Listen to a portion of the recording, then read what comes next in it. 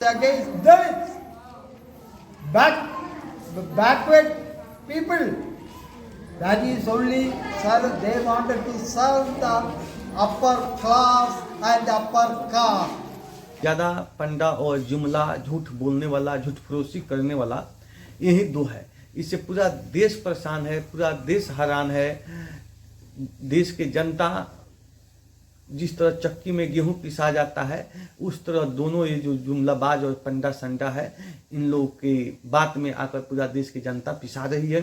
जनता तबाह है, जनता परेशान है, लेकिन इनको अपना पंडई और संडई और झूठ से और जुमलाबाजी से दोनों बाज नहीं आ रहा है। अभी तक इतिहास में इनसे बड़ा जुमलाबाज और पंडा संडा कोई देश का प्रधानमंत्री नहीं हुआ। इन लोग अपना ऐतिहासिक रिकॉर्ड कायम किए हैं। तो आप देख रहे हैं ग्राम सभा 24 न्यूज़, मैं हूं संजय यादव। अभी जैसे आपको मैं बता दूं कि जो तेलंगाना और जो छत्तीसगढ़ है, सुकमा है, वहाँ पे जो नक्सलियों से भी मुठभेड़ चल रहा है। तो एक तो ये नक्सली के नाम पर देश के आदिवासियों को, गरीबों को, पिछड़ों को बड़ा लीडर के रूप में या देश के गद्दी पर दो, एक तो महापांडा है और एक जुमलाबाज है। दो पंडा और जुमलाबाज की जो सरकार बनी है, इससे पूरे देश को ये दोनों पंडा और जुमला मिलकर जिस तरह देश की जनता को गुमराह कर रहा है, ये बहुत बड़ी सोचने वाली बात है। आप देख रहे हैं ग्राम सभा 24 न्यूज़, मैं हूं संजय यादव। और भारत में लोकतंत्र कैसा होना चाहिए, नेता कैसा होना चाहिए, इसका एक अलग ही इतिहास है। लेकिन इतिहास के पन्नों पे कल्ला धाबा लगाने वाला एक जो पंडा है और एक महा जो जुमला है, जिसको पंडा संडा जुमला जुमारी कह सकते हैं आप, हम नहीं कह सकते हैं, लेकिन एक पंडा और एक जुमला जो देश की गद्दी पर बैठा हुआ है, एक पूरे देश की जनता को बेवकूफ़ और गुमराह कर रहा है।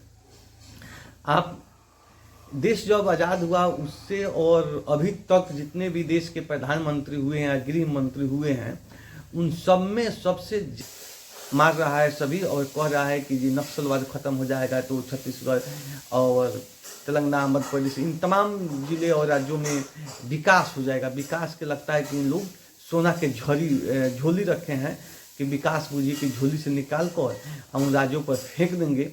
लेकिन मैं इनसे पूछना चाहता हूं कि बिहार में जो माओवादी नहीं है, तो क्या बिहार का विकास हो गया है? क्या बिहार में बेरोजगारी नहीं है? क्या बिहार में महंगाई, भूखमरी, बिहार में सबसे ज़्यादा मजदूर कहीं बाहर पलायन करते हैं पूरे देश के अंदर, तो बिहार से ही होते हैं। और बिहार में कहीं माओवादी नहीं है। जहाँ देश में माओवादी नहीं है, आदिवासी नहीं है, नक्सली नहीं है, क्या उस राज्य का विकास हो गया है? बिहार में तो कहीं से भी माओवादी नहीं है। एक दौर था, एक समय था, तो जो माओवादियों के चलते बहुत बड़ा समाज में मिला, जमीन मिला, जल मिला, जंगल मिला, इसके साथ मान सम्मान समाज में था, वो माओवादियों के चलते ही मिला। लेकिन ये जो दो लफारिज ये दोनों भाजपा के जो सरकार है और जो देश के प्रधानमंत्री और गृह मंत्री के रूप में है, इन दोनों का जो बयान है, कहना है कि ये 21 मार्च 2026 तक नक्सलवाद खत्म हो जाएगा। इसको समझ में आना चाहिए कि नक्सलवाद एक विचार है और नक्सलवाद कभी ख़त्म नहीं होता है। व्यक्ति को शहीद हो जाने से नक्सलवाद ख़त्म नहीं हो जाता है। और इन लोगों का ऊपर से ये भी है कि ये यहाँ विकास हो जाएगा, तो बिहार में विकास काहे नहीं होता है? इनसे पूछा जाए कि बिहार में विकास क्यों नहीं होता है? बिहार में तो माओवादी नहीं है, तो बिहार से मजदूर क्यों दूसरे राज्य में पलायन करते हैं? बिहार में इतना गरीबी क्यों है? बिहार में इतना भ्रष्टाचार क्यों है? तो एक ही जवाब होगा। ये तो ये भी बोल What is communal fascism? The communal fascism, I am saying that the communal fascists want to change our secular India to Hindu Rashtra.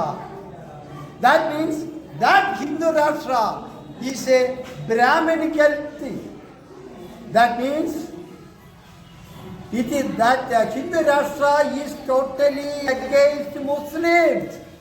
That is totally against Christians. That is totally against Sikhs.